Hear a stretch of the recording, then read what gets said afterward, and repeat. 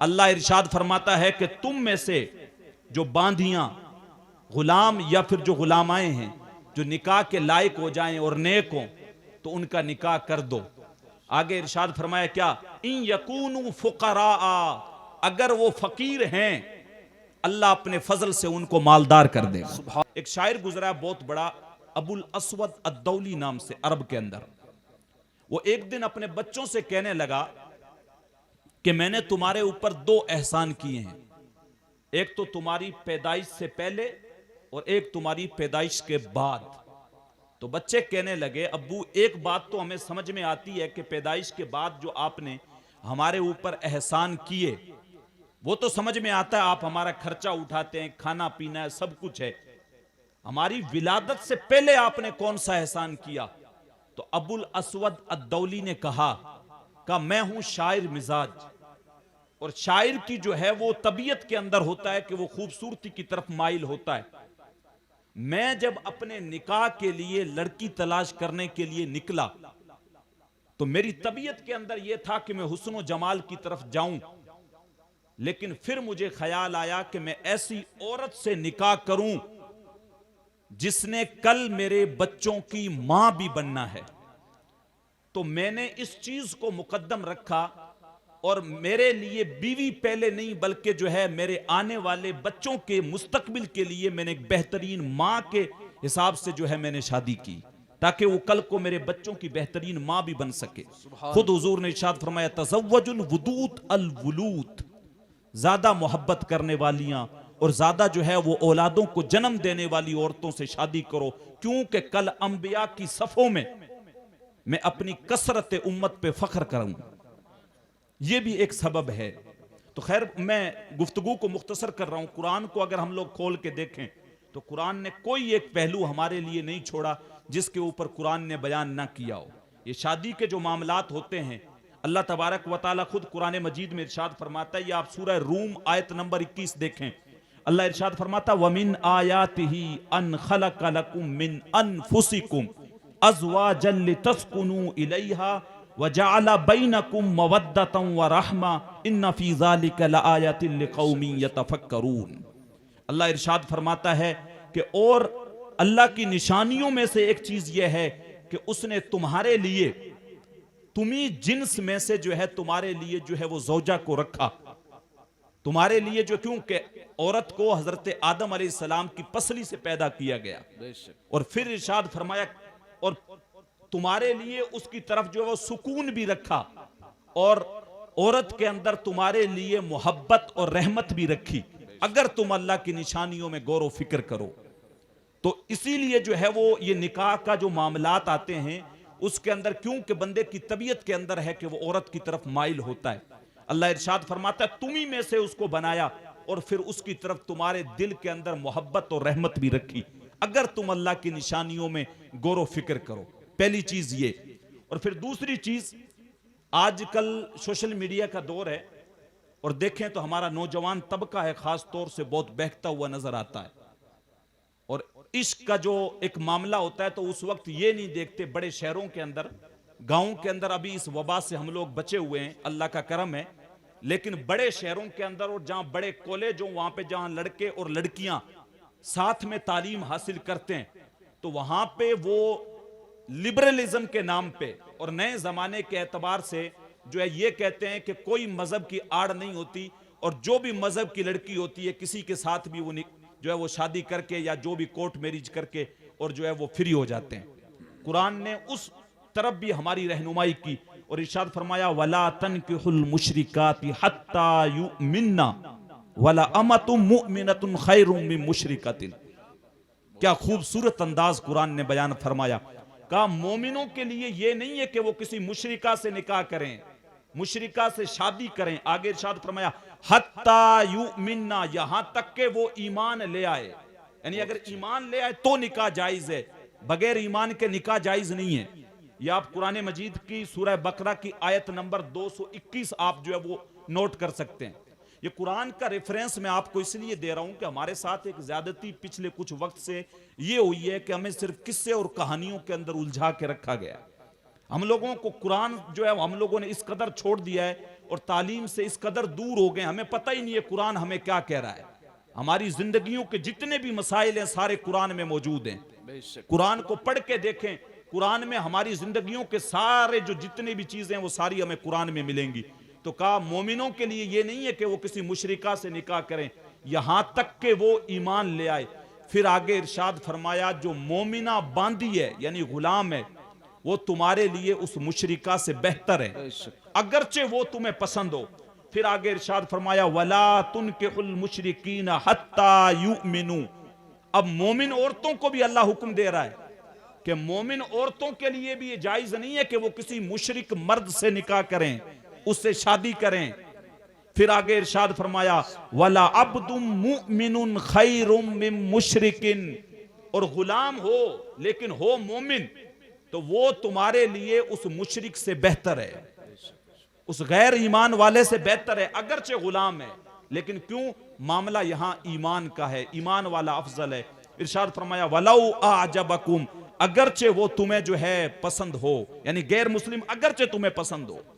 تم اپنے نوجوان بچوں کی بھی تربیت کریں، یہ نہیں ہو کہ بچے اور بچیاں اگر مان لو دینی تعلیم دنیاوی تعلیم میں ہم نے کالج وغیرہ میں ڈال دیے اور پھر ماں باپ بھی بے بس ہو جاتے ہیں کیونکہ ان کی تربیت نہیں کی ہوتی، کہتے ہیں حضرت کیا کریں نوجوان خون ہے، کالج کے اندر پڑھ رہے تھے اور معاملہ ہو گیا، اب تو انہوں نے کورٹ میرج کر لی ہے، اب کیا کریں؟ تو اولاد کی تربیت کے باب میں یہ چیز ہے کہ انسان جو ہے وہ اپنے بچوں کی بچپن ہی کے اندر تربیت کرے۔ سبحان اللہ۔ اور یہ بات آپ میری ذہن نشین رکھیں کہ جس طریقے سے والدین ہوں گے اسی اعتبار سے پھر اولاد بھی ہوگی۔ حضور غوث اعظم کی ولادت کا مہینہ چل رہا ہے، ان کے والد محترم کے تعلق سے آتا ہے، ابھی نکاح نہیں ہوا تھا، نہر کے کنارے بیٹھ کے وضو کر رہے تھے، کئی دن کے فاقے تھے، کئی دن سے جو ہے وہ کچھ نہیں کھایا تھا، اتنے میں دیکھا کہ پانی کی سطح پہ تیرتا ہوا ایک سیب آ رہا ہے، بھوک اتنی زیادہ تھی کہ فوراً اٹھایا اور اس کو کھا گئے۔ پھر دل میں خیال آیا یہ تو جو ہے وہ لقطہ حرام تھا، یہ تو میرا تھا ہی نہیں، یہ تو میرے لیے جائز ہی نہیں تھا۔ اب دل میں خیال آیا اس کے لیے کیا کیا جائے؟ کہا ایسا کرتے ہیں جس طرف سے پانی آ رہا ہے واپس اسی رخ کی طرف چلتا ہوں، شاید کوئی باغ اس کے ندی کے کنارے ہو جس میں سے یہ ٹوٹ کے جو ہے وہ گر گیا ہو۔ چلتے چلتے جب کچھ دور چلے تو دیکھا کہ ایک سیب کا باغ ہے اور جو ہے اس کی ٹہنیاں اس ندی کی طرف جھکی ہوئی ہیں اور وہ سیب سے لدا ہوا ہے، تو دل میں خیال آیا کہ یقیناً یہ اسی باغ سے ٹوٹ کے گرا ہے۔ اب جب باغ کے اندر گئے تو ایک جو ہے سفید داڑھی والے بزرگ جن کی پیشانی کے اندر نور چمک رہا تھا، سبحان اللہ، جا کے ان کو دیکھا تو سمجھ گئے کہ یہی جو ہیں باغ کے مالک ہیں۔ کہنے لگے حضرت آپ کے باغ میں سے ایک سیب ٹوٹ کے آ گیا، میں نے کئی دن سے کچھ نہیں کھایا تھا اس لیے میں نے جو ہے وہ بغیر اجازت آپ کے اٹھا کے کھا لیا۔ پھر مجھے خیال آیا وہ تو میں نے اجازت آپ سے لی نہیں، تو مجھے آپ وہ سیب معاف کر دیں۔ بزرگوں نے دیکھا ایک نوجوان سا جو ہے وہ لڑکا ہے اور اتنا خوف خدا دل کے اندر، کتنے سیب دن میں ٹوٹ کے ندی میں گرتے ہیں اور یہ وہ ایک سیب معاف کروانے کے لیے آیا ہے۔ پہلے تو بزرگ نرمی سے بات کر رہا تھا، جیسے ہی دیکھا کہ یہ کوئی اللہ کا ولی ہے فوراً بات کے رخ کو چینج کیا اور کہا بیٹے سیب ایسے تو معاف نہیں ہوتے، ایسے تو سیب معاف نہیں ہوتے، اس کے لیے تو بہت ساری جو امتحان دینے پڑتے ہیں۔ کہا میں ہر امتحان سے گزرنے کے لیے تیار ہوں۔ اور آج ہماری حالت دیکھو، روڈ کے اوپر ہمیں کسی کا والیٹ گرا ہوا ملے، کسی کا فون ہمیں گرا ہوا ملے، سب سے پہلے ہم اس کی سم نکال کے پھینکتے ہیں اور پھر اٹھا کے جیب میں ڈال کے جا کے چور بازار میں بیچ دیتے ہیں۔ یہ ہمارے معاملات ہیں اور غوث اعظم کے نام کی دیگیں پکا کے ہم لوگ کھاتے ہیں۔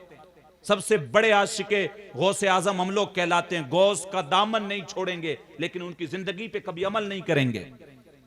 کیا کیا؟ کہا بزرگ نے کہا بیٹے ایسے تو معاف نہیں ہوتے، تو کہا کیسے معاف ہوتے ہیں؟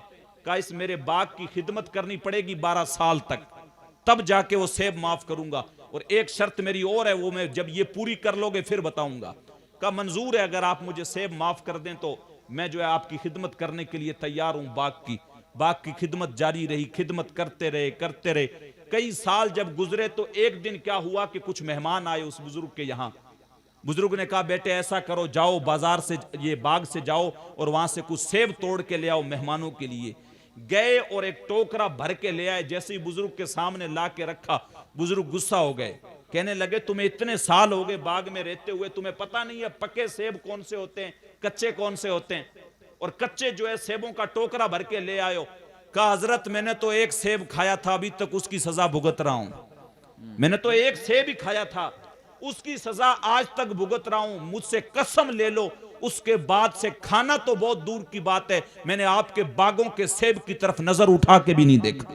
واہ واہ واہ، بزرگ نے فوراً سینے سے لگا لیا اور کہا بیٹے تمہارا پہلا امتحان میں تم کامیاب ہو گئے، اب میری دوسری شرط یہ ہے کہ تمہیں میری بیٹی سے نکاح کرنا ہے، میری بیٹی سے نکاح کرنا ہے، جو آنکھوں سے اندھی ہے، کانوں سے بہری ہے، پاؤں سے لنگڑی ہے، زبان سے بول نہیں سکتی۔ میرے جیسا آپ جیسا شخص ہوتا کہ یار چلو دفع کر کیا کریں، ایک سیب ہی تو کھایا ہے، نہیں معاف کرتا نہ کر، کوئی مسئلہ نہیں ہے۔ لیکن وہ تھے جن کے دل میں اللہ کا خوف تھا، وہ جانتے تھے حقوق العباد اور حقوق اللہ کیا ہوتے ہیں۔ تو کہا حضرت جیسا بھی ہو آخرت میں تو سزا نہیں بھگتنی پڑے گی، کوئی بات نہیں میں راضی ہوں۔ نکاح ہو گیا۔ نکاح کے بعد جب اپنے حجرے کے اندر گئے جہاں ان کی دلہن جو ہے وہ بیٹھی ہوئی تھی، جیسے ہی حجرے کے اندر داخل ہوئے دیکھا وہاں پہ ایک صحیح سلامت جو ہے وہ خاتون بیٹھی ہوئی ہیں، جس کی آنکھیں بھی سلامت ہیں، پاؤں بھی سلامت ہیں۔ جھٹ سے فوراً الٹے پاؤں واپس پلٹے اور اتنی تیزی کے ساتھ پلٹے کہ واپس نکلتے ہوئے دروازے کی جو چوب ہوتی ہے وہ سر کے اندر چبھ گئی اور سر سے خون نکلنے لگ گیا۔ بزرگ سے کہنے لگے حضرت میں کسی غلط کمرے میں آپ نے مجھے بھیج دیا، وہ میری تو بیوی نہیں ہے، آپ تو کہہ رہے تھے وہ آنکھوں سے اندھی ہے، وہ پاؤں سے لنگڑی ہے، وہ کانوں سے بہری ہے، زبان سے بول نہیں سکتی، وہ تو صحیح سلامت ہے۔ بزرگ نے کہا وہ تمہاری ہی بیوی ہے، وہ میری بیٹی ہے، میں نے آنکھوں سے اندھی اس لیے کہا تھا کہ جب سے اس نے ہوش سنبھالا ہے تب سے لے کے آج تک اپنی آنکھوں سے کسی غیر محرم کا چہرہ نہیں دیکھا۔ کیا بات ہے، سبحان اللہ۔ میں نے پاؤں سے لنگڑی اس لیے کہا تھا کہ آج تک وہ بغیر کسی ضرورت کے اپنے گھر کی دہلیز سے باہر نہیں نکلی۔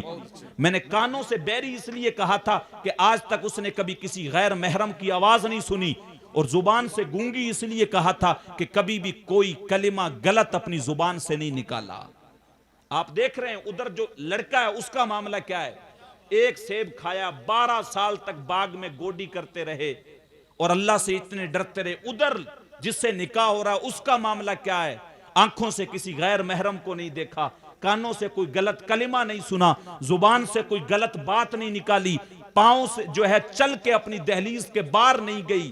اب جب ان دونوں کا نکاح ہوتا ہے، باپ اتنا نیک جو اپنے جو ہے خوف خدا کی وجہ سے، اللہ کے خوف کی وجہ سے ایک سیب کے لیے اتنی سزا بھگتے، اور جس سے نکاح ہو رہا ہے وہ اتنی نیک کہ کسی غیر محرم کو آنکھوں سے نہیں دیکھا۔ جب اس جوڑے کا نکاح ہوتا ہے اور ان سے جو اولاد پیدا ہوتی ہے فَإِذَا هُوَ الشیخ عبد القادر جیلانی، سبحان اللہ۔ باپ اتنا نیک ایک سیب کی وجہ سے 12 سال باغ میں خدمت کرتا ہے، والدہ اتنی نیک کہ کسی غیر محرم کو آنکھوں سے نہیں دیکھا۔ جب دونوں کا نکاح ہوتا ہے تو پھر ولیوں کا سردار سیدنا عبد القادر جیلانی کی پیدائش ہوتی ہے۔ سبحان اللہ۔ تو ماں باپ جتنے نیک ہوں گے اولاد بھی اتنی پھر نیک ہوگی۔ ہم لوگ یہ سوچیں کہ والدین یہ سوچیں ہم لوگ ٹی وی پہ ڈرامے دیکھ کے یا ٹی وی پہ سیریل دیکھ کے گانے سن کے اور پھر سوچیں کہ ہمارے یہاں پہ جو اولاد پیدا ہو وہ اللہ کا ولی بنے، تو وہ اللہ کا ولی نہیں بن سکتا ہے۔ لازمی یہ ہے کہ ماں اگر نماز پڑھے گی، باپ اگر نماز پڑھے گا تو اس کے دیکھا دیکھی اولاد بھی پڑھے گی، لیکن اگر ماں باپ بے عمل ہیں تو پھر اولاد بھی بے عمل ہوگی۔ خیر گفتگو لمبی ہو جائے گی، میں جو گفتگو کر رہا تھا اس کی آخر میں اللہ تعالیٰ نے ارشاد فرمایا کہ مومن عورتوں کے لیے بھی یہ جائز نہیں ہے کہ وہ کسی مشرک مرد سے نکاح کریں یہاں تک کہ وہ ایمان لے آئے۔ ہاں پھر آگے ارشاد فرمایا غلام ہے لیکن مومن ہے، وہ تمہارے لیے اس سے بہتر ہے جو مشرک مرد ہے۔ پھر آگے ارشاد فرمایا اولئک یدعون الی النار، فرمایا وہ تمہیں جہنم کی آگ کی طرف بلاتے ہیں۔ کون؟ کفار تمہیں جہنم کی آگ کی طرف بلاتے ہیں۔ یعنی اگر مرد کسی مشرکہ سے نکاح کرتا ہے یا پھر جو ہے عورت کسی مشرک مرد سے نکاح کرتی ہے، اللہ ارشاد فرماتا ہے اولئک یدعون الی النار، وہ تمہیں آگ کی طرف بلا رہے ہیں۔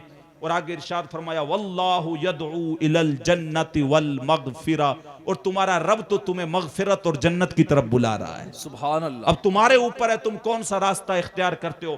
پھر ارشاد فرمایا والمغفرۃ بإذنہ ویبین آیاتہ للناس لعلہم یتذکرون۔ اچھا ایک پہلو اور ہے کہ ہم لوگ بچوں کا نکاح اس وقت تک نہیں کرتے ہیں کہ سوچتے ہیں حضرت ابھی تو جو ہے وہ جوان ہوئے ہیں، ابھی کچھ کام کرنے لگ جائیں، ابھی جو ہے اپنے پیروں پہ کھڑے ہو جائیں، پھر اس کے بعد ان کا نکاح کریں گے۔ اللہ کیا ارشاد فرما رہا ہے وَانْكِحُوا الْأَيَامَ مِنْكُمْ وَالصَّالِحِينَ مِنْ عِبَادِكُمْ وَإِمَائِكُمْ إِنْ يَكُونُوا فُقَرَاءَ يُغْنِهِمُ اللَّهُ مِنْ فَضْلِهِ وَاللَّهُ وَاسِعٌ عَلِيمٌ۔ اللہ ارشاد فرماتا ہے کہ تم میں سے جو باندھیاں غلام یا پھر جو غلامائیں ہیں جو نکاح کے لائق ہو جائیں اور نیک ہوں تو ان کا نکاح کر دو۔ آگے ارشاد فرمایا کیا ان یکونوا فقراء، اگر وہ فقیر ہیں اللہ اپنے فضل سے ان کو مالدار کر دے گا۔ سبحان اللہ، ہمارا فلسفہ یہ ہے کہ پہلے پاؤں پہ کھڑا ہو لے تو پھر اس کا نکاح کریں گے۔ اللہ ارشاد فرما رہا ہے اگر غریب ہے تم صرف نکاح کر دو، اللہ اپنے فضل سے ان کو مالدار کر دے گا۔ سبحان اللہ، تو نکاح میں برکت ہے۔ نکاح اسی لیے ہمیں حکم دیا گیا وَجْعَلُوهُ فِي الْمَسَاجِدِ، ایک وقت وہ تھا جب نکاح مساجد میں ہوا کرتا تھا۔ حضور نے خود ارشاد فرمایا نکاح کو مساجد کے اندر جو ہے وہ منعقد کرو، لیکن پھر دھیرے دھیرے حالات کے اعتبار سے ہم لوگ اتنے پکے دنیا دار ہو گئے کہ ہم نے وہ رسم چھوڑ دی، اور آج نکاح اتنے مہنگے ہو گئے ہیں معذرت کے ساتھ کہ آج ہمارے یہاں معاشرے میں بلکہ جس زمانے میں ہم لوگ جی رہے ہیں نکاح اتنے مشکل کر دیے۔ آپ تو اس باسنی میں پڑھا ہوں تو وہاں پہ نکاح جو ہے وہ آسان ہیں، اب یہاں کے معاملات مجھے نہیں پتا، میں پہلی بار آیا ہوں تو، لیکن باقی بہت ساری جگہوں پر خاص طور سے یو پی، بہار، یہ ہریانہ اپنے پڑوس میں پڑا ہوا، اتنے مہنگے ہو گئے نکاح کہ وہاں نکاح سے زیادہ بدکاریاں سستی ہیں۔ تو اب نوجوان کیا کرتے ہیں بجائے نکاح کے وہ بدکاریوں کی طرف رخ کرتے ہیں۔ جب نکاح کو ہم لوگ اتنا مشکل بنا دیں گے کہ ایک ایک نکاح پہ 20 40 لاکھ جب خرچ ہونے لگ جائیں گے تو وہ بندہ جس کے پاس ایک ٹائم کے 10,000 ہی نہیں ہے تو وہ نکاح نہیں کرے گا بلکہ وہ بدکاری کی طرف جائے گا۔ تو بدکاریوں کے راستے ہم خود نوجوانوں کے لیے کھول رہے ہیں۔ تو ہمارے لیے لازمی یہ ہے کہ ہم نکاح کو آسان کریں، اور نکاح کو جیسا حضور نے حکم دیا مساجد کے اندر جو ہے وہ منعقد کرنے کی کوشش کریں، مختصر خرچے کے اندر نکاح کریں۔ اور یہ اتنی شاندار نکاح کے معاملے میں رفیق بھائی صاحب اس کے لیے جو ہے وہ قابل مبارکباد ہیں۔ میں کئی ایک نکاح کی مجلسوں میں گیا ہوں 20-25 بندے بیٹھے رہتے ہیں، اس سے زیادہ بندے میں نے نکاح کی مجلس میں نہیں دیکھے۔ یہ جو جلسہ ہوتا ہے نکاح کے اوپر اس میں اتنے اس سے زیادہ بندے نہیں ہوتے، سارے سوچتے ہیں ان کو کیا ہو گیا، یہ لوگ نکاح کے موقع پہ جو ہے جلسہ سجا کے بیٹھے ہیں، 20-25 بندے بیٹھے ہوتے ہیں۔ پہلی مرتبہ اتنی خوشی ہو رہی ہے کہ نکاح کے اوپر کوئی جلسہ ہو رہا اور اس میں اتنی تعداد میں رات کے تقریباً 1:15 بجے بھی اتنی زیادہ تعداد میں لوگ بیٹھے ہوئے۔ یہ ایک بہت اچھا جو ہے وہ قدم ہے، اور اس کے دیکھا دیکھی آنے والے جو بھی معاملات ہیں، جو جن بچوں کے آپ سب جو بڑے بیٹھے ہوئے ہیں جو اپنے بچوں کے بچیوں کے جو نکاح کریں گے، چاہے چھوٹی مجلس رکھیں، اتنی آپ کی استطاعت اگر نہیں ہے لیکن جو ہے وہ ہر خرافات سے بچتے ہوئے اور اپنے بچوں کا جو نکاح کریں وہ حضور کی سنت کے مطابق کریں، سبحان اللہ، اللہ اور اس کے رسول کا ذکر کریں۔ اچھا ایک پہلو اور آ جاتا ہے، وہ بس لاسٹ پہلو ہے، پھر میں اپنی گفتگو کو اختتام کی طرف لے جاتا ہوں، کیونکہ حضور علیہ الصلوۃ نے بھی ارشاد فرمایا کلم الناس علی قدر عقولہم، لوگوں کی سمجھ و فہم کے اعتبار سے گفتگو کرو۔ سیدہ عائشہ صدیقہ رضی اللہ تعالی عنہا جو تمام مومنین کی جو ہے ماں ہیں، خود ارشاد فرماتی ہیں کہ حضور علیہ الصلوۃ جب نماز پڑھاتے تھے تو بوڑھوں کا بھی خیال کرتے تھے، بچوں کا بھی خیال کرتے تھے۔ اگر کوئی بچہ رو پڑتا تھا حضور نماز کو مختصر کر دیتے تھے، نماز کو مختصر کر دیتے تھے۔ تو زیادہ لمبا بیان کرنے میں کوئی فائدہ نہیں ہے، مختصر میں چند باتیں بتا دی جائیں اور اللہ ہم سب کو اگر اس پہ عمل کی توفیق دے دے تو کافی ہے، ورنہ اگر صبح فجر تک بیان کیا جائے اور ہم لوگ اٹھ کے ویسے ہی چلے جائیں تو پھر کوئی فائدہ نہیں ہے۔